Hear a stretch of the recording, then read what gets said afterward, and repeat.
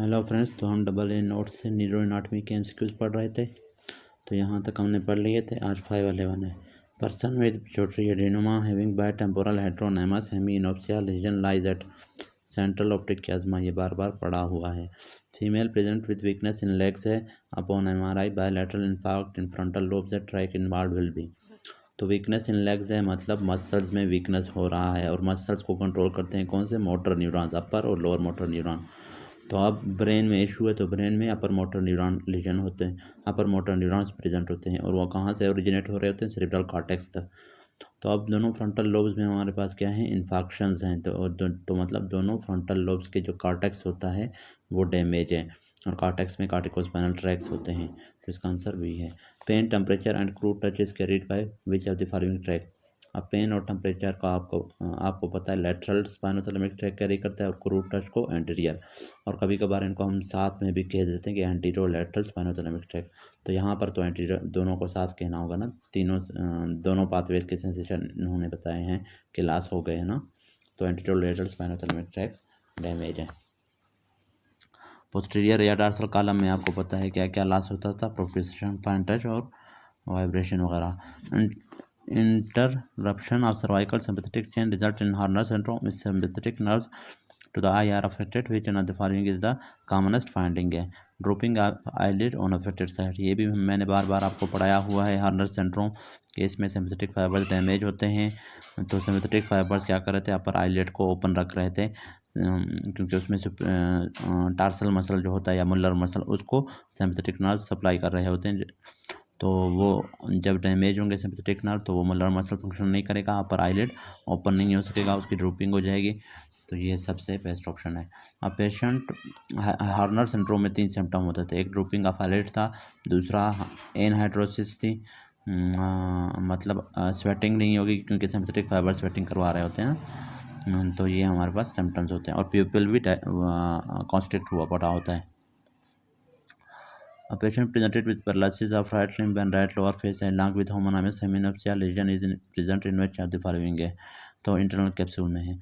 Paralysis right limb की है और राइट लोअर फेस की है। हमेशा ये चीज़ अगर आ जाए, सेम साइड का लिम्ब है और सेम साइड की जिस साइड का लिम्ब लास मतलब पैरालाइज हो रहा है, उसी साइड का लोअर फेस हमारे पास पैरालाइज हो रहा है, तो इसका मतलब वो क्या है? अपर मोटर न्यूरॉन लीजन की बात कर रहा है। और अपर मोटर न्यूरॉन लीजन हमेशा फेशियल नर्व कैनिकुलाई से ऊपर होगा। फेशियल नर्व कैनिकुलाई पॉन्स में, मतलब पॉन्स से ऊपर इशू है, और इसको हम कह रहे हैं अनक्रॉस्ड हेमीप्लेजिया। कभी कभार ये होता है कि एक साइड का हमारे पास पैरालिसिस होता है, और अपोजिट साइड का जो फेस होता है, और वो भी पूरा upper half of the face भी, lower half of the face भी डैमेज हो रहा है, तो इसको कहते हैं क्रॉस्ड हेमीप्लेजिया। और ये लोअर मोटर न्यूरॉन लीजन में होता है। किसके लोअर मोटर न्यूरॉन में? फेशियल नर्व के लोअर मोटर। ठीक है, फेशियल नर्व का लोअर मोटर न्यूरॉन इसमें लॉस हो रहा होता है, लेकिन बॉडी के लिए जो upper motor neuron legion, body के जो हमारे पास होते हैं वो अपर मोटर न्यूरॉन होते हैं। तो यहाँ पर आंसर भी है, इंटरनल कैप्सूल है, क्योंकि वहाँ से पास हो रहे होते हैं आई के जो हम विजुअल पाथवे के जो फाइबर्स हैं वो भी। होमोनाइमस हेमिनोप्सिया भी इन्होंने लिखा हुआ है ना, तो इंटरनल कैप्सूल बेस्ट ऑप्शन है। A patient present with ataxia on both closing eyes है एंड ओपन आइज है। अब अगर सिर्फ क्लोजिंग आइज पे एटेक्सिया होता, उसको हम कहते हैं कि रोमबर्ग साइन पॉजिटिव है, डार्सल कॉलम में इशू है।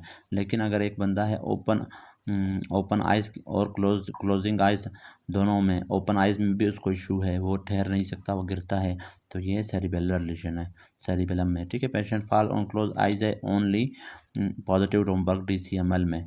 और जब डीसीएमएल का लीजन होगा डार्सल कॉलम मीडियल लेमिनिस्कस का, तो जब पेशेंट ने ओपन किए होंगे आइज, तो वो उसका बैलेंस सही होगा, वो गिरेगा नहीं। लेकिन जो सेरिबेलर लीजन वाला पेशेंट है, उसके आइज अगर ओपन भी हों तब भी वो अपना पोस्चर मेंटेन नहीं कर सकता, वो गिरेगा। फ्रैक्चर ऑफ पेट्रियन, फ्रैक्चर किस जगह पे? पेट्रियन पे है। पेट्रियन कहाँ पे होता है? टेम्पोरल बोन का पार्ट है, जहाँ पर जिसके नीचे से मिडिल मेनिंजियल आर्टरी गुजर रहा होता है, तो वो जगह डैमेज हुआ है। तो आप पूछ रहे हैं कौन सी आर्टरी डैमेज है? मिडिल मेनिंजियल आर्टरी, और इसमें एक्स्ट्राड्यूरल हेमाटोमा होता था, बार बार मैंने आपको पढ़ाया है। फिर है patient sustained injury to posterior head and occipital lobe. तो पोस्टीरियर हेड है, तो इसका मतलब पोस्टीरियर क्रेनियल फोसा में मसला हुआ है। Resulted in vision vision loss है, आर्टरी इन्वॉल्व। आर्टरी कौन सा होता है? Posterior cerebral artery. ये क्या करता है? ऑक्सीपिटल कॉर्टेक्स या फिर विजुअल कॉर्टेक्स को क्या कर रहा होता है? ब्लड सप्लाई कर रहा होता है। और ऑक्सीपिटल कॉर्टेक्स कहाँ पे होता है? पोस्टीरियर क्रेनियल फोसा में। तो वो डैमेज हुआ है, उसको blood supply posterior cerebral artery करता है। तो इसका आंसर यही है। पोस्टीरियर एक्सटर्नल आर्कुएट फाइबर्स, ये भी मैंने आपको बताए हुए हैं। 3 तरह के फाइबर्स हैं, एक एक्सटर्नल पोस्टीरियर है, एक external anterior. External anterior arcuate pontocerebral बना रहे हैं। आर्कुएट का मतलब आर्क होता है, क्रॉस करना, ये मैंने आपको बार बार बताया। और पोस्टीरियर आर्कुएट क्या है? क्यूनियो सेरेब्रल पाथवेज कर रहे हैं।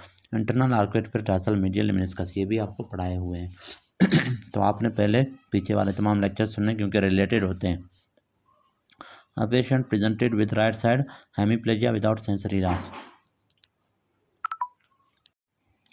Patient presented with right side hemiplegia without sensory loss. Lesion is at which side?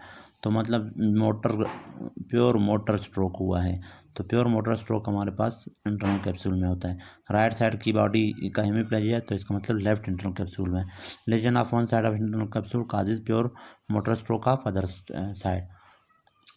फिर है functional cortical area, effectively stimulated conjugated movement of eye specially towards opposite side and control scanning movement of eye is, तो इसको क्या कहते हैं? Frontal eye field. Frontal eye field क्या करता है? कॉर्टिकल एरिया है, और ये इसको अगर स्टिमुलेट करेंगे तो कंजुगेटेड मूवमेंट ऑफ आईज हमारे पास कंट्रोल होंगे, और क्या होंगे? किस तरफ होंगे? अपोजिट साइड की तरफ। तो इसका ये फ्रंटल आई फील्ड इसको कंट्रोल कर रहा होता है।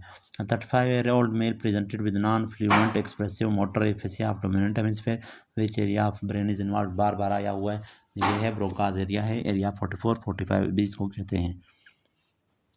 अगर डोमिनेंट लोब का है, अगर नॉन डोमिनेंट फ्रंटल लोब का ब्रोकाज एरिया डैमेज होगा तो फिर उसको हम मोटर एफिशिएंसी नहीं कहते, उसको हम कहते हैं anomic aphasia. Satiety center is located in hypothalamus. Hunger center या फीडिंग सेंटर भी इसी में होता है। Secondary somesthetic area supplied by anterior cerebral artery. Secondary somesthetic area parietal lobe के मीडियल साइड पे होता है। ये मीडियल साइड है पैराइटल लोब का। तो अभी भी मैं बताता हूँ ब्लड सप्लाई।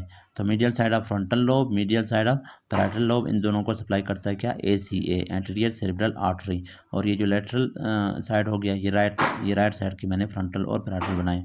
और ये जो लेटरल साइड होते हैं फ्रंटल या टेम्पोरल लोब के, उसको सप्लाई करता है MCA, और ज़्यादातर पार्ट्स को MCA सप्लाई कर रहा होता है। और ये यहाँ पर हमारे पास जो मीडियल साइड पे होता है फ्रंटल कॉर्टेक्स में क्या होता है? लेग एरिया होता है। तो अगर ये डैमेज होगा या ACA वाला एरिया डैमेज होगा फ्रंटल लोब का, तो उसमें क्या होता है? लेग की वीकनेस होगी, पैरालिसिस होगी लोअर लिम्ब की। अच्छा, फिर ब्लड सप्लाई ऑफ थैलेमस, सब थैलेमस एंड हाइपोथैलेमस, ये फिर क्या है? इंटरनल कैरोटिड आर्टरी करता है। अब इंटरनल कैरोटिड आर्टरी फिर किस सप्लाई करता है? थैलेमस है, सब थैलेमस है, हाइपोथैलेमस है, इसके अलावा पिट्यूटरी ग्लैंड है। तो इन चीज़ों को इंटरनल कैरोटिड आर्टरी है। फिर फ्रंटल लोब और पैराइटल लोब के लेटरल पार्ट को MCA है, उनके मीडियल पार्ट को ACA है। Patient is excruciating left right leg pain, anterolateral right leg cordotomy was performed, which track was involved है? Left lateral spinothalamic track. क्योंकि right leg में हमारे पास जो कार्ड्स हैं, मतलब राइट लेग के अंदर हमने वो काट दिए हैं फाइबर्स, तो किस साइड के सेंसेशन हमारे पास कौन सा हमारे पास स्पाइनोथैलेमिक ट्रैक है? Left lateral spinothalamic track. Right leg में अगर पेन होगा तो उसको कौन कैरी कर रहा है? लेफ्ट लेटरल स्पाइनोथैलेमिक ट्रैक है। ये बार बार मैंने पढ़ा है। Young man presented with absent stretch reflex है। Atrophy of calf muscle, atrophy आपको पता है लोअर मोटर न्यूरॉन रीजन में होता है। लॉस ऑफ पेन भी हुआ है, टेम्परेचर भी हुआ है, तो ये हो गया लेटरल स्पाइनोथैलेमिक ट्रैक भी डैमेज है। अच्छा, on the lateral aspect of leg and foot है। The most likely lesion is, तो एक लोअर मोटर न्यूरॉन लीजन है विद एंटीरियर हार्न डैमेज है। नहीं, ये नहीं है, इसका आंसर है, ये इन्होंने गलत लिखा हुआ है। लोअर मोटर न्यूरॉन लीजन, अच्छा ठीक है, with anterior horn damage, anterior horn लिखा हुआ है, मैं समझा एंटीरियर स्पाइनोथैलेमिक ट्रैक लिखा हुआ है। तो हाँ, यही ऑप्शन ठीक है। लोअर मोटर न्यूरॉन लीजन है ना, देखें एट्रोफी, एट्रोफी ऑफ मसल किस में होता है? लोअर मोटर न्यूरॉन लीजन में। और साथ में क्या है? एंटीरियर हार्न भी डैमेज हुआ है। एंटीरियर हार्न में और कौन से फाइबर्स होते हैं, और कौन से फाइबर्स जा रहे होते हैं? एंटीरियर स्पाइनोथैलेमिक ट्रैक के, तो वो भी डैमेज हो गए हैं। तो ये आंसर सबसे बेस्ट है। एंटीरियर हार्न जो है वेंट्रल हार्न को कहते हैं।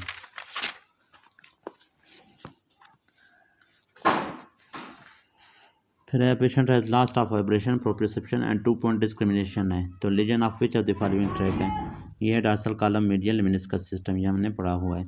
विच of the following tract carry sensation of crude touch sensation है, ये है एंटीरियर स्पाइनोथैलेमिक ट्रैक, ये मैंने बार बार पढ़ाया हुआ है। Congenital hydrocephalus is due to blocking in cerebral aqueduct at, अच्छा कॉन्जेनिटल हाइड्रोसेफलस होता है सेरेब्रल एक्वेडक्ट की ब्लॉकिंग की वजह से। तो ये सेरेब्रल एक्वेडक्ट कहाँ पे प्रेजेंट होता है, मेसेंसेफेलॉन में। Lateral wall of cavernous sinus contains है, lateral wall of cavernous sinus में क्या होता है, फिफ्थ का जो है फर्स्ट वो ब्रांच होता है, मतलब ऑप्थेल्मिक डिवीजन है, और फिफ्थ का सेकंड डिवीजन मैक्सिलरी है, और अक्लोमोटर नर्व है, और ट्रॉक्लियर नर्व है। इसके अलावा एब्ड्यूसेंट नर्व भी होता है जो कि यहाँ पे नहीं लिखा हुआ, CN6 है। तो ये सारी चीज़ें lateral wall of cavernous sinus में प्रेजेंट होते हैं। लेकिन जो CN6 है वो लेटरल वाल में नहीं होता, वो भी क्यूरनस साइनस में होता है, लेकिन उसके मीडियल वाल में होता है। Blow to head cause extra dural hematoma due to involvement of which artery है, तो हेड को एक्स्ट्रा ड्यूरल हीमाटोमा किस आर्टरी की वजह से होता है, मिडिल मेनिंजियल आर्टरी के डैमेज की वजह से।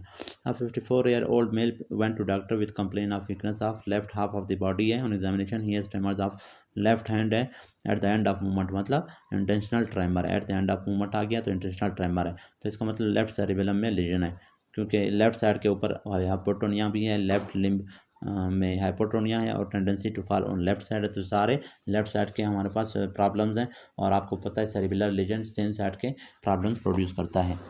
तो इसमें हमारे पास क्या है, आंसर वही है, लेफ्ट सेरिबेलर लीजन है। आंसर क्या है, लेफ्ट सेरिबेलर लीजन है। आफ्टर हेड इंजरी पेशेंट क्या है, having difficulty in writing and reading language comprehension associated by hospital staff area damage is Wernicke's area. Simple है, मैंने आपको बताया रीडिंग लैंग्वेज और राइटिंग वगैरह अगर पेशेंट को समझ नहीं आ रहे और ना वो अपनी बात हमें समझा पा रहा है, ना हमारी बात समझ रहा है, तो उसको कहते हैं वर्निकीज एरिया डैमेज हुआ है। After gun shot injury to spinal cord patient can not extend the knee है, at which level injury to spinal cord occur है। अच्छा, अब जो है रूट वैल्यू पूछ रहा है। रूट वैल्यू होती है यार हमारे पास मसल्स की, और तो यहाँ पर नी जो है, नी को हम लोग एक्सटेंड नहीं कर पा रहे, तो इसका मतलब नी की जो कौन से मसल एक्सटेंशन करवा रहे होते हैं नी के, वो होते हैं क्वाड्रिसेप मसल, और क्वाड्रिसेप मसल की जो रूट वैल्यू होती है L3 L4। थोड़े बहुत फाइबर्स L2 से भी आ रहे होते हैं, लेकिन मेनली L3 L4 से। कंप्लीट, ये अभी रट्टे वाली चीज़ आपने रटना है। Complete transaction of brain stem above pons would, ये भी कल हमने पढ़ा था कि वॉलंटरी कंट्रोल ऑफ ब्रीथिंग हमारे पास प्रिवेंट हो जाएगी, prevent any voluntary holding of breath, क्योंकि वॉलंटरी होल्डिंग ऑफ ब्रेथ को कंट्रोल कर रहा था सेरिब्रल कॉर्टेक्स जो कि पोन्स से अबव होता है, तो वो डैमेज हुआ है, तो उसकी वजह से वॉलंटरी होल्डिंग हम नहीं कर सकेंगे। Microscopic slide stained with Cajal method है, shows cells in grey matter है which at long branches processes occupied. अच्छा, कज्जल स्टेंड की बात अगर आ जाए और साथ में वो ये बताएं कि ग्रे मैटर के अंदर सेल्स हैं और उनके लॉन्ग ब्रांच प्रोसेसेस हैं, और इंटरन्यूरनल स्पेस को कवर कर रहे हैं, ऑक्यूपाई कर रहे हैं, और पेरिवेस्कुलर फीड स्पेसिस को भी। What type of cell is this, तो ये हैं हमारे पास प्रोटोप्लाज्मिक एस्ट्रोसाइट्स हैं, ग्रे सेल्स में, ग्रे एरिया में प्रेजेंट होते हैं। अब patient presented with hemi section of spinal cord, एक पेशेंट आ गया, उसकी स्पाइनल कार्ड का आधा हिस्सा कट गया है। What changes could be seen in the patient है, contralateral loss of pain and temperature below the lesion site है।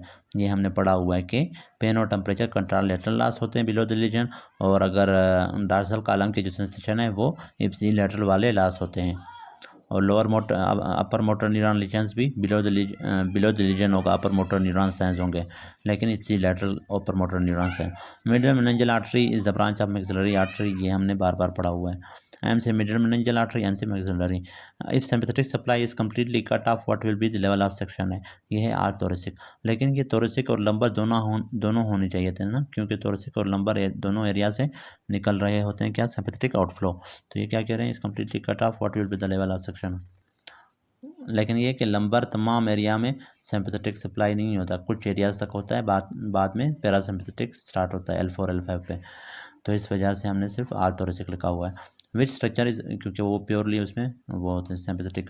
विच structure is relay centre for all sensations except olfaction के लिए, तो वो थैलेमस क्या है, रिले सेंटर। रिले सेंटर का मतलब तमाम सेंसेशन पहले आते हैं थैलेमस के अंदर, उनके जो है सेकंड ऑर्डर न्यूरॉन्स आके एंड होते हैं, और वहाँ थैलेमस से उनके थर्ड ऑर्डर न्यूरॉन निकल रहे होते हैं और सेरिब्रल कॉर्टेक्स तक जाते हैं। तो इस वजह से इसको हम कहते हैं रिले सेंटर, मतलब ये एक स्टेशन है, रिले स्टेशन है या रिले सेंटर है कि यहाँ पर आके न्यूरॉन्स रुकते हैं। तो तमाम सेंसेशंस के रुकते हैं सिवाय किसके, ऑल्फैक्शन के, उसके फाइबर्स इससे बिल्कुल पास ही नहीं होते। अच्छा, lateral ventricle communicates with third ventricle through foramen of Monro होता है, ये आपने रटना है। अच्छा, which nuclear group in the brain system is responsible for reticular activating system norepinephrine input to cerebral structure है। तो ब्रेन स्टेम के अंदर पूछ रहा है कि ब्रेन स्टेम के अंदर कौन से न्यूक्लियाई हैं जो कि रेटिकुलर एक्टिवेटिंग सिस्टम जो है या रेटिकुलर फाइबर्स जो हैं फॉर्मेशन जो है उनको एक्टिवेट करता है, किस तरह से, उनके ऊपर नॉरेपिनेफ्रिन रिलीज करवा के। तो वो है ल्यूकस सेलुलस है। In child spinal cord in children eight, अगर चाइल्ड में जो हमारे पास स्पाइनल कार्ड कहाँ पे एंड होता है, वो है हमारे पास है अपर बॉर्डर ऑफ L3, और जो अगर बड़ों का पूछें तो वो है लोअर बॉर्डर ऑफ L1। ये आपने याद रखना है, ये इंपॉर्टेंट है, आता है ये MCQ अक्सर। A patient having resting tremor, एक पेशेंट है उसको रेस्टिंग ट्रेमर्स हैं, उसको शफलिंग गैट है एंड कॉग व्हील रिजिडिटी है। अब ये आपको पता है ये सब तमाम किस किस सिम्टम्स हैं। अगर इंटेंशनल ट्रेमर होता हम कहते क्या है, सेरिबेलम में मसला है, लेकिन रेस्टिंग ट्रेमर और शफलिंग गैट का मतलब वही है, बैलेंस ठीक से नहीं चल पा रहा, और कॉग व्हील रिजिडिटी भी है, कॉग व्हील का मतलब रिजिडिटी है उसके मसल में। तो कौन सा एरिया अफेक्ट है, तो ये है क्वाड्रेट प्लस ब्यूटामिन है, क्योंकि ये बेसल गैंग्लियन के पार्ट है ना। अच्छा, प्रेग्नेंट लेडी है विद न्यूरल ट्यूब डिफेक्ट है, which will be increase in blood है, अल्फा फीटोप्रोटीन इंक्रीज होता है जब न्यूरल ट्यूब डिफेक्ट्स होते हैं प्रेग्नेंट लेडी में। फिर है लॉस ऑफ एकोमोडेशन रिफ्लेक्स है या लॉस ऑफ एकोमोडेशन, कोई भी अगर रिफ्लेक्स की बात करें या सिर्फ एकोमोडेशन की बात करें तो कौन सा एरिया ब्रेन का डैमेज होगा, तो वो है सेरिब्रम। अच्छा, एकोमोडेशन रिफ्लेक्स या एकोमोडेशन को ब्रेन के दो पार्ट्स कंट्रोल कर रहे होते हैं, एक सेरिब्रल कॉर्टेक्स है, दूसरा क्रेनियल नर्व 3 का न्यूक्लियाई। क्रेनियल नर्व 3 मतलब ऑक्लोमोटर नर्व का कौन सा न्यूक्लियाई, एडिंगर वेस्टफाल न्यूक्लियस, जो कि कहाँ पे होता है, मिड ब्रेन में होता है। तो अगर डैमेज यहाँ पे होगा फिर भी एकोमोडेशन रिफ्लेक्स में मसला होगा, अगर एडिंगर वेस्टफाल डैमेज होगा फिर भी एकोमोडेशन सेंटर में मसला होगा। तो अब दो तरह से MCQs आते हैं, वो या तो पूछेंगे लॉस ऑफ एकोमोडेशन रिफ्लेक्स, तो फिर सेरिब्रल कॉर्टेक्स आपने देना है, या सिंपल पूछेंगे लॉस ऑफ एकोमोडेशन, उसमें भी सेरिब्रल कॉर्टेक्स है। लेकिन अगर वो कहें लॉस ऑफ एकोमोडेशन है और साथ में थर्ड क्रेनियल नर्व इन्वॉल्व हुआ है, तो अब लोकेशन किस लोकेशन पे हमारे पास लेजन प्रेजेंट है, मतलब ब्रेन के किस पार्ट में, तो वो है मिड ब्रेन, क्योंकि वहीं पे क्रेनियल नर्व थर्ड का न्यूक्लियाई प्रेजेंट होता है। In a patient of loss of proprioception है occur after RTA, what is underlying mechanism.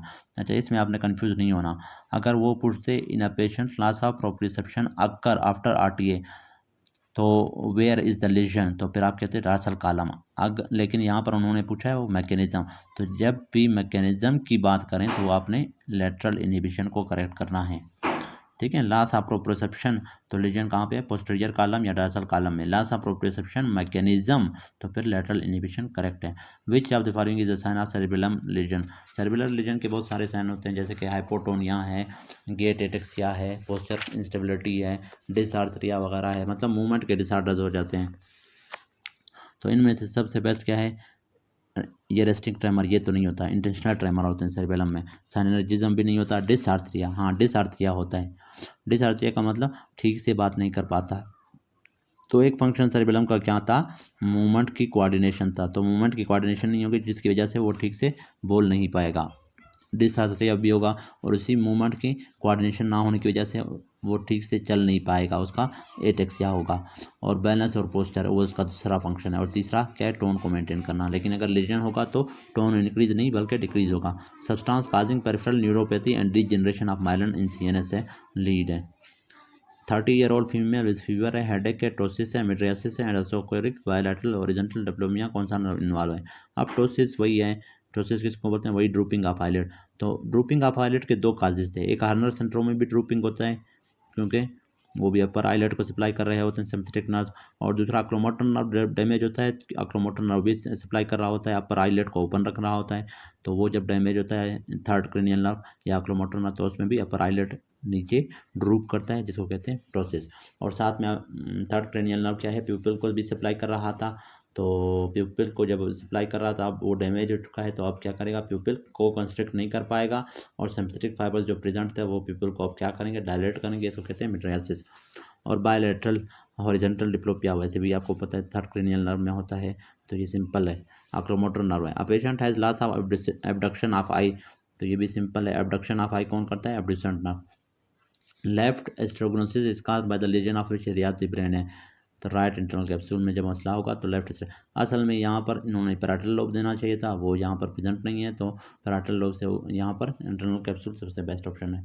और प्रोस्पेगनोजिया का अगर पूछे तो वो इन्फीरियर टेम्पोरल लोब में होता है मेनली, लेकिन कुछ एमसीक्यूज में वो ऑप्शन नहीं दिया होता। फिर पेराइटोस्पिटोटेम्पोरल लोब का ऑप्शन होता है, फिर उसको करेक्ट करना होता है। यही है सारा एक्सप्लेनेशन में। A person with uncoordinated and random movements of hand and motor apraxia. अब क्या है, कोऑर्डिनेशन ऑफ द मूवमेंट्स उसका डिस्ट्रॉय हो चुका है, और मोटर एप्रेक्सिया है। मोटर एप्रेक्सिया का मतलब जो मोटर फंक्शंस हैं वो उससे भूल गए हैं, मोटर फंक्शंस वो ठीक से एग्जीक्यूट नहीं कर पाता। तो कहाँ पे मसला, प्री मोटर कार्टेक्स में, क्योंकि उसका काम था प्लानिंग में हेल्प करना था। और उसके बाद है प्लेयर है, रिवार्ड सेंटर है, फियर है, addiction control by nucleus accumbens and septal nuclei. ये क्या है, pleasure, reward centre, fear, addiction को कंट्रोल करते हैं nucleus accumbens and septal nucleus. ये एक नया एमसीक्यू है, ये आपने याद रखना है। फियर सेंटर कहाँ पे होता है, एमिग्डाला में। ये बार बार पढ़ा हुआ है, रिपीटेड है। Neuro endocrine response involve which part है, हाइपोथैलेमस है, कि वहाँ से नर्व्स भी निकल रहे होते हैं, वहाँ से हार्मोन्स भी निकल रहे होते हैं। इस वजह से हम कह रहे हैं न्यूरो एंडोक्राइन रिस्पॉन्स इनमें से कौन सा स्ट्रक्चर करता है। बाकी जितने हमारे पास स्ट्रक्चर्स हैं, ये टेम्पोरल, स्पाइनल कॉर्ड और थैलेमस, ये सिर्फ न्यूरोनल रिस्पॉन्स शो करते हैं, एंडोक्राइन रिस्पॉन्स नहीं होता है इनका। मतलब हार्मोन्स ये रिलीज़ नहीं करते, लेकिन हाइपोथैलेमस क्या है, हार्मोन्स भी रिलीज़ करता है। न्यूरो एंडोक्राइन ग्लैंड इस वजह से इसको कहते हैं। Cerebellar signs are due to hypokalemia. Hypokalemia क्या है, सेरिबेलर साइंस प्रोड्यूस कर सकता है। जिस तरह के सेरिबेलम के साइन होते हैं, हाइपोकैलेमिया में भी वो प्रोड्यूस हो सकते हैं। सुपीरियर सेरिबेलर पोडंकल कॉन्टेन विच ट्रैक है, तो ये मिड ब्रेन से जा रहे होते हैं, क्या है, सेरिबेलम के पास। लेकिन ये क्या है, उन ट्रैक्स का स्पेशली नाम पूछ रहा है, वो है वेंट्रल स्पाइनो सेरिबेलर। जो स्पाइनल कार्ड से सेरिबेलम के पास जा रहे होते हैं, वो डायरेक्ट स्पाइनल कार्ड से सेरिबेलम में नहीं जाते हैं, मतलब स्पाइनल कार्ड से मेडुला में, पोन्स में, फिर मिड ब्रेन में जाते हैं। मिड ब्रेन से वो इस तरह से एंटर होकर, ये मैंने आपको समझाया थे स्पाइनो सेरिबेलर पाथवे में, वहाँ पर आप देख लेना। ये देखें, फिर भी आपको समझा देता हूँ थोड़ा। स्पाइनल कार्ड है, फिर ये पोन्स में, पोन्स से फिर ये जाएंगे, सॉरी मेडुला में, फिर ये पोन्स में जाएंगे, पोन्स से जाकर किस में जाएंगे, ये मिड ब्रेन में चले गए। मिड ब्रेन से ये जाएंगे अपोजिट साइड, इस तरह से जाएंगे, इस तरह से जाके फिर ये हमारे पास वापस यहाँ से ऐसे जाएंगे, और इस साइड वाले जो है ये भी इसी तरह जा रहे हैं, इस तरह जाएंगे, ये वापस इस तरफ आएंगे, फिर यहाँ से आके ये नीचे से सेरिबेलम में एंटर होंगे। इस तरह से होता है। सेम साइड से गए थे और सेम साइड के सेरिबेलम में एंटर हुए, लेकिन डायरेक्टली नहीं, बल्कि मिड ब्रेन को क्रॉस करके मिड ब्रेन के अपोजिट साइड पे जाके इस तरह से। तो मिडल सेरिब्रल पोडंकल में ये जो फाइबर्स हैं, ये वेंट्रल स्पाइनो सेरिब्रल फाइबर्स इनको कहते हैं। तो ये आपने याद करना है। फिर है मिडल सेरिब्रल पोडंकल में क्या होते हैं, पोंटो सेरिब्रल होते हैं, और सुपीरियर सेरिब्रल पोडंकल में वेंट्रल स्पाइनोस, सेंट्रल नहीं, ventral spino cerebral, which hemianopia का due to lesion of optic chiasma by temporal heteronymous hemianopsia, बार बार पढ़ा हुआ है। उसके बाद हमारे पास है sweat gland and piloerector muscles हैं, आर सप्लाइड बाय, ये होता है प्री गैंग्लियोनिक सिम्पैथेटिक कोलिनर्जिक, उसको सप्लाई करते हैं। अच्छा, एक बात याद रखें कि सिंपैथेटिक है और एक है पैरासिम्पैथेटिक, ये दोनों क्या हैं, ऑटोनॉमिक नर्वस सिस्टम का पार्ट है। और ऑटोनॉमिक नर्वस सिस्टम आपको पता है कंट्रोल कर रहा होता है किसको, इनवॉलंटरी मसल्स को, मतलब स्मूथ मसल्स को, कार्डिक मसल्स को और ग्लैंड्स को। तो ये स्मूथ मसल की कंट्रक्शन, कार्डिक मसल की कंट्रक्शन और ग्लैंड से सिक्रेशन करवाते हैं। तो अब जो सिंपैथेटिक और पैरासिम्पैथेटिक नर्वस सिस्टम होता है, उनके पाथवेज में तीन तरह के न्यूरॉन्स होते थे। एक ब्रेन से आ रहे थे स्पाइनल कॉर्ड तक, ठीक है। फिर स्पाइनल कॉर्ड से हमारे पास प्री गैंग्लियनिक न्यूरॉन निकल रहा था, यहाँ पर गैंग्लियन प्रेजेंट था, ये तो यहाँ गैंग्लियन से क्या है, पोस्ट गैंग्लियनिक न्यूरॉन, और ये सप्लाई कर रहा है क्या है, मसल को, स्केलेटल मसल को नहीं, स्मूथ मसल को, या फिर ग्लैंड्स को सप्लाई कर रहा होता है, और इनकी मसल की कंट्रक्शन करवाएगा, ग्लैंड से सिक्रीशन रिलीज करवाएगा। तो ये प्री गैंग्लियनिक न्यूरॉन हो गया या पोस्ट गैंग्लियनिक हो गया, और ये हमारे पास सेंट्रल फाइबर्स हो गए। तो इसमें एक बात याद रखें कि ये जो प्री गैंग्लियनिक न्यूरॉन होता है, ये हमारे पास बहुत छोटा होता है, किसका, सिम्पैथेटिक नर्वस सिस्टम का, और पोस्ट गैंग्लियनिक फाइबर जो है बहुत लेंथी होते हैं इस तरह से। लेकिन उसमें अपोजिट होता है पैरासिम्पैथेटिक में। पैरासिम्पैथेटिक में प्री गैंग्लियनिक न्यूरॉन बहुत लंबा होता है, इतना लंबा, और पोस्ट गैंग्लियनिक न्यूरॉन बहुत छोटा होता है। और दूसरा लोकेशन का डिफरेंस है कि जो सिम्पैथेटिक फाइबर्स निकल रहे होते हैं स्पाइनल कॉर्ड से, वो किस एरिया से, थोरेसिक और लंबर एरिया से, थोरेको लंबर आउटफ्लोज को कहते हैं। और जो पैरासिम्पैथेटिक के प्री गैंग्लियनिक फाइबर्स होते हैं वो क्रेनियो सैक्रल होते हैं। एक तो क्रेनियम से, मतलब क्रेनियल न्यूक्लियस के पास जा रहे होंगे, और दूसरा सैक्रल एरिया से। तो ये आपने, और सर्वाइकल एरिया में ये होते ही नहीं है, ये आपने याद रखने हैं। तो अब वो क्या पूछ रहा है कि post ganglionic sympathetic sweat gland और पाइलो इलेक्ट्रो मसल को कौन सप्लाई कर रहा है, पोस्ट गैंग्लियनिक सिंपैथेटिक ग्लैंडर्जिक। तो हमेशा जो पोस्ट गैंग्लियनिक न्यूरॉन होते हैं ना, ये आपको समझा रहा था कि प्री गैंग्लियनिक न्यूरॉन तो गैंग्लियन के पास जाता है, पोस्ट गैंग्लियनिक न्यूरॉन क्या है, मसल और ग्लैंड्स को सप्लाई करता है, सिवाय एक जगह के, वो है एड्रिनल मेडुला, कि ये स्पाइनल कार्ड से आ रहा है सिंपैथेटिक फाइबर्स और स्पाइनल कार्ड से निकलेगा क्या है, ये फाइबर प्री गैंग्लियनिक न्यूरॉन जाएंगे कहाँ पे, एड्रिनल मेडुला के पास जाएंगे। एड्रिनल का भी इनर वाला पार्ट, ठीक है, बाहर वाला पार्ट नहीं, बाहर वाला पार्ट क्या है, कॉर्टेक्स है। तो एड्रिनल मेडुला के पास जाएंगे। एड्रिनल मेडुला असल में क्या है, एक गैंग्लियन है जिसके हमारे पास एग्जान जो है नहीं बने, लॉस हो गए, ड्यूरिंग डेवलपमेंट बनते ही नहीं है, सिर्फ सेल बॉडीज़ बनते हैं। और वही सेल बॉडीज़ हमारे पास जो होते हैं, सेकेंड ऑर्डर न्यूरॉन के सेल बॉडीज़ जो होते हैं वो एड्रिनल मेडुला बना रहे होते हैं। तो ये असल में यही सोच, इस वजह से सिर्फ प्री गैंग्लियनिक न्यूरॉन प्रेजेंट होता है और वो एड्रिनल मेडुला को इनर्वेट कर रहा होता है, ये एक एक्सेप्शन है। इसके अलावा जितने भी आर्गन्स को सिंपैथेटिक नर्व्स जा रहे होते हैं, तो कौन से सिंपैथेटिक नर्व्स होते हैं, पोस्ट गैंग्लियनिक नर्व्स होते हैं, इनर्वेट कर रहे होते हैं उनको। तो ये आपने याद रखना है। और पैरासिम्पैथेटिक फिर हर जगह पे क्या है, post ganglionic parasympathetic nerves innervate कर रहे होंगे, कोई भी इस तरह का पैरासिम्पैथेटिक नहीं है जहाँ पर प्री गैंग्लियनिक न्यूरॉन इनर्वेट कर रहा हो। फिर है patient has left lower limb weakness है, लेफ्ट लोअर लिम्ब का वीकनेस है, आर्टरी कौन सा इन्वॉल्व है, एसीए। मैंने आपको बताया कि मीडियल पार्ट ऑफ पैराइटल और टेम्पोरल लोब को कौन सप्लाई कर रहा है, एसीए। और मीडियल पार्ट ऑफ फ्रंटल और पैराइटल, और medial part of frontal lobe क्या है, वहाँ पर लेग एरिया होता है, लेग एरिया के लिए नर्व्स ओरिजिनेट हो रहे होते हैं। तो इस वजह से लेग एरिया जब लेग में वीकनेस जब होगी तो एसीए में मसला है। Fibres of corticospinal tract and corticobulbar passes through middle third of crus cerebri से पास होते हैं। क्रस सेरेब्राई किसका पार्ट है, मिड ब्रेन का पार्ट है, तो उसका सबसे मिडल वाला पार्ट जो है, मतलब क्रस सेरेब्राई का, उसको हम लोग 3 हिस्सों में डिवाइड करते हैं। एक हमारे पास लेटरल होता है, राइट लेटरल, एक हमारे पास लेफ्ट लेटरल और एक दरमियान वाला। अब जो दरमियान वाला जो थर्ड पार्ट है उसी से पास हो रहे होते हैं कार्टिकोस्पाइनल और कार्टिकोबल्बर ट्रैक से। Tumour in middle cranial fossa involve which of the following है, ग्रेटर विंग ऑफ स्फिनाइड है, क्योंकि वो प्रेजेंट होता है मिडल क्रेनियल फोसा में। लॉन्ग रिसेप्टिव फील्ड है, सेंसेशन कैरीड बाय। अच्छा, यहाँ पर एक लॉन्ग होता है रिसेप्टिव फील्ड, एक लार्ज रिसेप्टिव फील्ड, ये सारे आपने याद रखने हैं, इनमें कंफ्यूज नहीं होना। लॉन्ग अलग चीज़ है, लार्ज अलग है। तो यहाँ पर आंसर है लेटरल स्पाइनोथैलेमिक ट्रैक। तो लेटरल स्पाइनोथैलेमिक ट्रैक जो होता है, एल से लेटरल, एल से लॉन्ग, उनका लॉन्ग रिसेप्टिव फील्ड होता है। लॉन्ग रिसेप्टिव फील्ड का मतलब बहुत बड़ा एरिया होता है, ठीक है, लेंथ में। और लार्ज रिसेप्टिव फील्ड का मतलब होता है ब्रॉड बहुत होता है, ठीक है, विड्थ वगैरह में। तो लार्ज रिसेप्टिव फील्ड कौन से सेंसेशन, कौन से रिसेप्टर का होता है, रुफिनी कार्पसल का। और स्मॉल रिसेप्टिव फील्ड किसका होता है, डर्सल कॉलम का। फिर feature of cerebellar lesion is inability to maintain posture, क्योंकि पोस्चर को मेंटेन करना भी इसी का फंक्शन है सेरिबेलम का। यहाँ पर सेरिबेलम के सारे फंक्शन दिए हुए हैं कि सेरिबेलर लीजन होगा तो क्या होगा, डिस्टाइडोकोकाइनेसिया होगा। अच्छा, दूसरा क्या होगा, एटेक्सिया होगा, डिसआर्थरिया होगा। अब ये तीनों चीज़ें क्या है, मूवमेंट के कोऑर्डिनेशन, अनकोऑर्डिनेशन की वजह से। इंटेस्टिनल ट्रेमर भी मूवमेंट के इनकोऑर्डिनेशन। उसके बाद रह गया हाइपोटोनिया, तो टोन भी इसका फंक्शन था। पोस्चर की स्टेबिलिटी भी इसी का फंक्शन था। तो अब जब वो डैमेज है तो पोस्चर क्या होगा, इंस्टेबिलिटी उसकी होगी। Elder patient has head injury, elder patient को हेड इंजरी है due to fall there loss of memory due to damage of. Loss of memory होगा तो डैमेज की कौन सा एरिया है, टेम्पोरल लोब, क्योंकि टेम्पोरल लोब में हमारे पास क्या होता है, मेमोरी सेंटर होता है। Patient presents with in OPD with loss of vibration है and proprioception due to interruption of posterior column. तो डॉर्सल कॉलम को पोस्टीरियर कॉलम भी कहते हैं, और वही कैरी कर रहा है प्रोप्रियोसेप्शन को, वाइब्रेशन को, फाइन टच को क्रिटिकल टच भी कहते हैं। Pursuit of movement of I control by cerebellum है। परसूट मूवमेंट मुझे नहीं पता, यहाँ पर असल में कॉन्जुगेट मूवमेंट ऑफ आई लिखना चाहिए था, वो उसको सेरिबेलम मेंटेन करता है।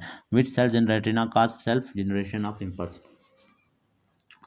तो रेटिना के अंदर कौन से बोलते हैं सेल हैं जो कि अपने इम्पल्स खुद प्रोड्यूस करते हैं, वो गैंग्लियन सेल्स। अब ये असल में गैंग्लियन नहीं है, बल्कि इन सेल्स का नाम गैंग्लियन है, जो कि रेटिना में प्रेजेंट होते हैं, खुद ब खुद इम्पल्स प्रोड्यूस करते हैं। एक्सेसिव और growth of neuroglia with cavity formation in the grey matter है। अगर न्यूरोग्लिया क्या होते हैं, सपोर्टिव सेल्स, वो अगर बहुत ज़्यादा बनेंगे तो वो कैविटीज़ बनाएंगे कहाँ पर, ग्रे मैटर में। ग्रे मैटर कौन सा होता है, वही डॉर्सल हार्न और एंटीरियर हार्न, स्पाइनल कार्ड के अंदर यही होते हैं ना। तो around the central canal of spinal cord है। तो फिर क्या होगा, resulting into the dissociated anaesthesia. अब ये इसका आंसर क्या होगा, सिरिंजोमेलिया। ये मैंने आपको पहले समझाया, सिरिंजोमेलिया में क्या होता है, सेंट्रल कैनाल जो होता है, ये सेंट्रल कैनाल है, स्पाइनल कैनाल, उसके इर्द गिर्द हमारे पास बहुत बड़े बड़े सिस्ट बन जाते हैं। जब सिस्ट बन जाते हैं जिसकी वजह से क्या होते हैं, आसपास के जो फाइबर्स होते हैं, ट्रैक्स होते हैं, वो हमारे पास डैमेज होंगे। जब वो डैमेज होंगे तो इस कंडीशन को हम नाम दे रहे थे सिरिंजोमेलिया। एंटीरियर फोंटेनिल को हम क्या कह रहे थे, एंटीरियर फोंटेनिल इज कॉल्ड, उसको कह रहे थे ब्रैगमा। एंटीरियर फोंटेनिल को हम क्या कह रहे थे, ब्रैगमा। अच्छा, फिर हमारे पास है ब्रैगमा कह रहे थे। एक्युमुलेशन ऑफ ब्लड है due to damage of middle meningeal artery है। कहाँ पे ब्लड एक्युमुलेट होगा, ये हमने पढ़ा हुआ है एपिड्यूरल स्पेस में। Obesity is caused by lesion of which part of hypothalamus है, वेंट्रोमीडियल न्यूक्लियस है। क्या मीडियल न्यूक्लियस क्या है, ओबेसिटी काज करेगा। मीडियल न्यूक्लियस एम से हमने कहा था मैसिव, मीडियल न्यूक्लियस टाइटी सेंटर था, तो वो जब डैमेज होगा तो बंदा ओवर ईटिंग करेगा तो बंदा मैसिव बन जाएगा। और लेटरल न्यूक्लियस जो है, इसको मीडियल न्यूक्लियस भी कह सकते हो, वेंट्रोमीडियल न्यूक्लियस भी कहते हैं। फिर लेटरल न्यूक्लियस जो है हाइपोथैलेमस का, उसका काम होता है वो हंगर सेंटर या फीडिंग सेंटर होता है, उसका काम होता है ईटिंग करवाना। तो उसमें जब लीजन होता है तो बंदा बिल्कुल ईट नहीं करेगा, डिक्रीज रेपेटाइट होगा तो बंदा लीन हो जाएगा, पतला हो जाएगा। सारा यही एक्सप्लेनेशन है। लेटरल टू पिट्यूटरी ग्लैंड क्या था, कैवर्नस साइनस, बार बार पढ़ा हुआ है। Which one has dual nerve supply but not reciprocal. अब यहाँ पर एक क्या है, सलाइवरी ग्लैंड। अब कह रहा है कि कौन सा आर्गन है इनमें से जिसके पास सिंपैथेटिक फाइबर्स भी जा रहे हैं और पैरासिम्पैथेटिक भी जा रहे हैं, मतलब डुअल नर्व सप्लाई है, लेकिन दोनों सेम फंक्शन कर रहे हैं, अपोजिट फंक्शन नहीं। बाकी आर्गन्स के पास भी सिंपैथेटिक भी जाते हैं, पैरासिम्पैथेटिक भी, लेकिन उनमें जब जो सिंपैथेटिक और पैरासिम्पैथेटिक एक दूसरे के अपोजिट एक्शन करते हैं। लेकिन सलाइवरी ग्लैंड क्या है, उसमें सिंपैथेटिक पैरासिम्पैथेटिक दोनों होते हैं, लेकिन क्या है, दोनों इंक्रीज कर रहे होते हैं किसको, सलाइवेशन को, और मतलब सेम फंक्शन कर रहे होते हैं, अपोजिट फंक्शन नहीं करते हैं। इसी वजह से हम कह रहे हैं कि रेसिप्रोकल फंक्शन नहीं है इसका, रेसिप्रोकल मतलब अपोजिट। तो what structure is notably absent होता है in cervical spinal cord when compare to the thoracic and lumbar spinal cord है, तो वो है लेटरल हार्न। अब लेटरल हार्न में क्या था, लेटरल स्पाइनोथैलेमिक ट्रैक वहाँ से निकल रहे थे और साथ में वहाँ पर सिंपैथेटिक और सिंपैथेटिक फाइबर्स भी वहाँ से जा रहे थे। प्री गैंग्लियोनिक न्यूरॉन वहाँ पे उनके लिए प्रेजेंट था, उनका cell body. Pre ganglionic neuron जो हैं sympathetic fibres sympathetic nervous system के, उनका सेल बॉडी कहाँ पे होता है, लेटरल हार्न में। तो लेटरल हार्न इसी वजह से हम कह रहे थे सिंपैथेटिक नर्वस सिस्टम का जो आउटफ्लो होता है स्पाइनल कार्ड से, वो कहाँ से होता है, थोरिकोलम्बर में। मतलब सर्वाइकल कार्ड में लेटरल हार्न होता ही नहीं है। Lesion of upper eyelid mostly drained by cavernous sinus है, क्योंकि अपर आईलिड से सुपीरियर ऑप्थेल्मिक वेन ले जाता है, ड्रेन करवाता है उसको, कहाँ पे, कैवर्नस साइनस में। Boy elevated on giving pride on speech which nucleus of thalamus is involved है, डार्सोमीडियल न्यूक्लियस आपको पता है वो फियर वगैरह में उसका फंक्शन था। Early in the morning circadian rhythm is control by which of the following है, सुप्राकियाज्मेटिक न्यूक्लियस क्या है, सर्काडियन रिदम को कंट्रोल कर रहा था। अब पेशेंट हैज इंक्रीज प्रोलेक्टिन है, मतलब हाइपर प्रोलेक्टिनोमा है, और बाय टेम्पोरल हेमिएनोप्सिया है, मतलब क्या है, पिट्यूटरी एडिनोमा है जो कि ज़्यादा प्रोलेक्टिन प्रोड्यूस कर रहा है और साथ में ऑप्टिक क्याज्मा को, सेंट्रल ऑप्टिक क्याज्मा को डैमेज कर रहा है, जिसकी वजह से बाय टेम्पोरल हेटेरोनिमस हेमिएनोप्सिया हो रहा है। तो वो पूछ रहा है कि ट्यूमर कहाँ पे, पिट्यूटरी ग्लैंड में है। अच्छा, फिर है patient present in OPD with loss of vibration and proprioception due to, इसमें आंसर है C, interruption of dorsal white column है, या डाइसेक्शन या Hemy section of dorsal white column, कुछ भी कह सकते हैं। डार्सल वाइट कॉलम वही डार्सल कॉलम को कहते हैं ना।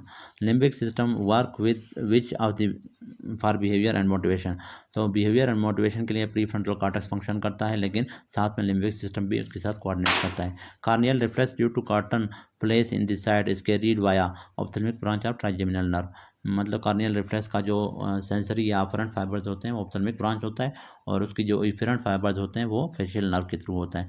Vision loss in peripheral zone of the visual field with central sparing is associated with the involvement of which artery in the brain है। बार बार आपको बताया हुआ है कि जो विजुअल कॉर्टेक्स है जो या ऑक्सीपिटल कॉर्टेक्स है, उसको दो पोस्टीरियर, उसका जो सारा हमारे पास पेरिफेरल जोन है उसको कौन सप्लाई कर रहा होता है, पोस्टीरियर सेरेब्रल आर्टरी। लेकिन विजुअल कॉर्टेक्स का जो एक मीडियल वाला पार्ट होता है, मैकुलर वाला एरिया, उसको सप्लाई कर रहा होता है पोस्टीरियर सेरेब्रल आर्टरी, साथ में मिडल सेरेब्रल आर्टरी भी। तो जब पोस्टीरियर सेरेब्रल आर्टरी डैमेज होगा तो सारा पेरिफेरल जोन डैमेज होगा, लेकिन सिर्फ मैकुलर एरिया स्पेयर होगा, क्योंकि उसको MCA भी सप्लाई कर रहा है। तो यही है इसका आंसर, क्या है, posterior cerebral artery. Central sparing का मतलब वही है ना, सेंट्रल वाला हिस्सा, और सेंट्रल वाला हिस्सा क्या होता है, मैकुला होता है। तो एम से मैकुलर स्पेयरिंग है, एम से मिडल सेरेब्रल आर्टरी, मतलब उसको मिडल सेरेब्रल आर्टरी भी सप्लाई कर रहा है, इस वजह से वो स्पेयर होता है। मतलब वहाँ पर हम लोग देख सकते हैं वो छोटे एरिया में, बाकी तमाम आसपास वाले एरिया में नहीं देख पाएंगे क्योंकि पोस्टीरियर सेरेब्रल आर्टरी डैमेज है। Which fibre tract carries sensory information from the brain to the spinal cord है, कन्वेइंग सेंसेशन है such as touch, pressure and proprioception. कह रहे हैं कि कौन से फाइबर ट्रैक होते हैं जो कि सेंसरी इन्फॉर्मेशन को ब्रेन से ले जाते हैं स्पाइनल कार्ड के पास।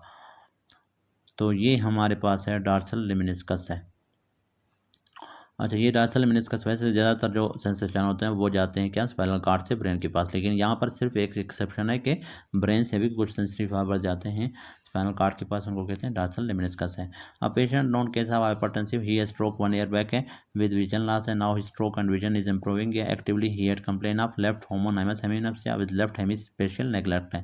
अब हेमिस्पेशियल मतलब आधे सेट का क्या है, आधे बॉडी को बंदा निगलेक्ट कर रहा है। ये हमने कल भी पढ़ा था, वहाँ पर मैंने कहा था कि इसको हम लोग निगलेक्ट सिंड्रोम भी कहते हैं, कि इसमें बंदे को लगता है कि एक साइड ऑफ बॉडी जो है मेरी नहीं है, क्योंकि वहाँ पर सेंसरी लॉस हो चुका होता है, तो उसको लगता है ये मेरा पार्ट है ही नहीं, तो वो उसका केयर नहीं करता वहाँ पर, क्योंकि उसको पेन भी नहीं होता, उसको टच प्रेशर वगैरह कुछ नहीं होता, तो वो समझता है ये मेरा पार्ट है ही नहीं, ये मेरे जिस्म का हिस्सा नहीं है, तो उसको कहते हैं निगलेक्ट सिंड्रोम या हेमिस्पेशियल निगलेक्ट है। तो इसमें क्या होता है, पैराइटल लोब में मसला होता है। तो अब लेफ्ट बॉडी को वो समझ रहा है कि ये मेरा पार्ट नहीं है, इस वजह से तो कौन सा हिस्सा, राइट पैराइटल कॉर्टेक्स मतलब उसका डैमेज हुआ है। फिर है right limb paralysis is caused bye, right limb की पैरालिसिस मतलब लेफ्ट की तरफ लेफ्ट आर्टरी में मसला है, लेकिन लेफ्ट कौन सा, लेफ्ट एमसीए। अब यहाँ पर लिम्ब इसने बताया नहीं है कि अपर लिम्ब है या लोअर लिम्ब है। अगर अपर लिम्ब होता तो हम कहते लेफ्ट एमसीए, अगर लोअर लिम्ब होता तो हम कहते लेफ्ट एसीए। तो अब इसने अपर और लोअर की बात नहीं किया है, लेकिन राइट इसने लिखा हुआ है, तो हम लोग देखेंगे कि लेफ़्ट कहाँ पे लिखा हुआ है, लेफ़्ट एमसीए के साथ लिखा हुआ है, तो ये इसका करेक्ट आंसर है। इन्होंने ऑप्शन में बी दिया हुआ है एसीए, लेकिन वो गलत है। एसीए के साथ इन्होंने अगर लेफ़्ट लिखा होता तो फिर लेफ़्ट एमसीए और लेफ़्ट एसीए दोनों ठीक होते हैं, लेकिन अभी ज़्यादा बेहतर हमारे पास लेफ़्ट एमसीए है। फिर हमारे पास है right astereognosis is caused by the lesion of which area of the brain है, वो है लेफ्ट इंटरनल कैप्सूल है। कोरिया इसका cause due to lesion of, chorea किस चीज़ की लीजन की वजह से होता है, क्वाड्रेट की वजह से, सी से क्वाड्रेट, सी से कोरिया, ये सारे मैंने बताए थे। ग्लोबस पैराइडस में इशू होगा, एस्टोसिस होगा, थैलेमस में मसला, सब थैलेमस में मसला था, हेमीबेलस्मस हो रहा था। A patient with ptosis and mydriasis likely due to damage oculomotor nerve, अगर डैमेज होगा तो उसको टोसिस होगा, मिड्रियासिस होगा, अभी थोड़ी देर पहले हमने पढ़ा था। तो ptosis plus mydriasis plus oculomotor nerve palsy है, और टोसिस प्लस मियोसिस तो वो है हार्नर सिंड्रोम। अब देखें आपको कैसे पता चलेगा कि हार्नर सिंड्रोम है या फिर मोटर अक्लोमोटर नर्व पाल्सी है। तो टोसिस दोनों में होता है, लेकिन क्या है, अक्लोमोटर नर्व पाल्सी में मिड्रियासिस होगी, क्योंकि अक्लोमोटर नर्व का काम था कंस्ट्रिक्ट करना प्यूपिल को, तो जब वो डैमेज है तो सिंपैथेटिक जो नर्व्स होते हैं वो क्या करेंगे, प्यूपिल को डायलेट करेंगे, मिड्रियासिस काज करेंगे। और जो सिंपैथेटिक नर्व जब डैमेज होंगे, जिनका काम था डायलेट करना प्यूपिल को, तो वो डैमेज होगा तो क्या होगा, ओवर डोमिनेट कौन करेगा, अक्लोमोटर नर्व, और प्यूपिल बहुत ज़्यादा कंस्ट्रिक्ट होगा। तो टोसिस प्लस मियोसिस हार्नर सिंड्रोम है। सिर्फ टोसिस है, नॉर्मल प्यूपिल है, प्यूपिल का साइज चेंज नहीं हो रहा, तो वो माइस्थेनिया ग्रेविस है, जो कि एक ऑटोइम्यून डिजीज़ है। फिर है patient having stiffness of neck है। अच्छा, ये सारी कंसेप्ट वाली चीज़ें आप थोड़ा सा इमेजिन करें चीज़ों को, तो फिर आपको समझ आएंगी, बहुत ईजी है। पेशेंट की स्टिफनेस ऑफ नेक है, वेंट अनकॉन्शियस, अनकॉन्शियस हो गया, मतलब उसका क्या है, इरिटेशन, उसकी मेनिंजियल इरिटेशन प्रेजेंट है ड्यू टू सब ड्यूरल हिमाटोमा की वजह से। It involve which of these है, सब ड्यूरल हिमाटोमा में कौन से वेन्स डैमेज होते हैं, superior cerebral when. Limbic system, सब ड्यूरल नाम से ज़ाहिर है कि ये ड्यूरामीटर के नीचे होता है, और उसका शेप क्या होता है, क्रिसेंट शेप्ड, हिलाल की तरह का होता है। Limbic system is associated with bezel ganglia के साथ उसका ताल्लुक होता है। Tremors before skilled movement is initially present on which area, तो स्किल मूवमेंट से पहले ट्रेमर्स जो होते हैं वो कहाँ पे होते हैं, प्रीफ्रंटल कॉर्टेक्स में होते हैं। अच्छा, which of the following is the site of fusion of binocular lesion है, तो विजुअल कॉर्टेक्स में हमारे पास बैनिकुलर का मतलब दोनों आई का जो विजन होता है वो विजुअल कॉर्टेक्स में जाके आपस में मिल जाता है, और फिर हमें डबल नहीं दिखाई देता बल्कि एक दिखाई देता है, तो इसको कहते हैं कहाँ पे होता है, मतलब ये आपस में फ्यूज कहाँ पे होते हैं, विजुअल कॉर्टेक्स में या ऑक्सीपिटल कॉर्टेक्स में। Patient has last of thirst है, हंगर एंड सेक्सुअल डिजायर है due to lesion in hypothalamus, क्योंकि थर्स्ट सेंटर है और हंगर सेंटर है, और ये सारे हाइपोथैलेमस में प्रेजेंट होते हैं। पेशेंट है सीएनएस सिम्टम्स हैं, और साथ में एमेनोरिया भी है। She is diagnose as a case of prolactinoma. Hyper prolactinoma जब होता है तो प्रोलैक्टिन जीएनआरएच को इनहिबिट करता है, आपको पता है, GnRH गोनेडोट्रोफिन रिलीजिंग हार्मोन जब इनहिबिट हो गया तो क्या इनहिबिट होगा, इसका काम क्या था, FSH अलर्ट को रिलीज़ करवाना एंटीरियर पिट्यूटरी से। तो ये इनहिबिट होगा, ये इनहिबिट होगा। जब ये दोनों इनहिबिट होंगे तो क्या करेंगे, वहाँ पर ग्रेफियन फॉलिकल्स जो होते हैं वो ओवरीज में, वो उनकी राइपनिंग नहीं होगी। जब वो राइपन नहीं होंगे तो फिर ओव्यूलेशन नहीं होगा, ओव्यूलेशन नहीं होगा तो फिर क्या होगा, ओव्यूलेशन होगा तो उसके पास वो यूट्रस में जाके क्या करवाता है, मेंस्ट्रुएशन काज करवाता है। तो एमेनोरेजिया का मतलब मेंस्ट्रुएशन का ना होना, तो इस वजह से मेंस्ट्रुएशन नहीं हो रहा क्योंकि ओव्यूलेशन ही नहीं हो रहा ना। अच्छा, उसको प्रोलैक्टिनोमा है। अब प्रोलैक्टिनोमा का मतलब प्रोलैक्टिन का ट्यूमर। प्रोलैक्टिन का ट्यूमर कहाँ पे होता है, एंटीरियर पिट्यूटरी में होता है ना। शी हैज़ बाय टेम्पोरल हेटेरोनाइमस हेमिनोप्सिया भी इसी वजह से, क्योंकि वो पिट्यूटरी, एंटीरियर पिट्यूटरी क्या है, ऑप्टिक कैज़मा को डैमेज कर रहा है। तो अब वो यही पूछ रहा है कि लीजन कहाँ पे, ऑप्टिक लीजन तो एंटीरियर पिट्यूटरी में है, लेकिन वो कंप्रेस किसको कर रहा है, ऑप्टिक कैज़मा को। Pyramidal track involuntary muscle action will activate है अल्फा मोटर न्यूरॉन्स। अच्छा, वॉलंटरी मसल क्या होते हैं, स्केलेटल मसल। और स्केलेटल मसल में हमारे पास जो पाथवे होता है उसमें दो फाइबर्स होते हैं। एक अपर मोटर न्यूरॉन होता है जो कि सेरेब्रल कॉर्टेक्स से स्टार्ट होता है, स्पाइनल कॉर्ड तक आता है, वहाँ से फिर लोअर मोटर न्यूरॉन निकलता है जो कि स्केलेटल मसल को क्या करता है, इनर्वेट करता है। तो यहाँ पर हमारे पास क्या है, सिर्फ अल्फा मोटर न्यूरॉन होते हैं। ये जो लोअर फाइबर्स हैं इनको हम कहते हैं लोअर मोटर न्यूरॉन को अल्फा मोटर न्यूरॉन। अब ट्रैक्टस सैलूटोरियस रिसीव करता है एफरेंट को कहाँ से, सेवंथ नर्व से, फेशियल नर्व से, क्योंकि ट्रैक्टस सैलूटोरियस का काम क्या था, टेस्ट सेंसेशन। तो टेस्ट को कौन है, सेवंथ और 9th और 10th नर्व कैरी कर रहे थे। फिर पेशेंट हैज़ एफेसिया एंड होमोनाइमस हेमिनोपिया है, थ्रोम्बस इन्वॉल्व विच आर्टरी। तो इसमें मिडल सेरेब्रल आर्टरी है। आज के लिए इतना काफ़ी है, नेक्स्ट लेक्चर में आगे पढ़ेंगे। Thank you.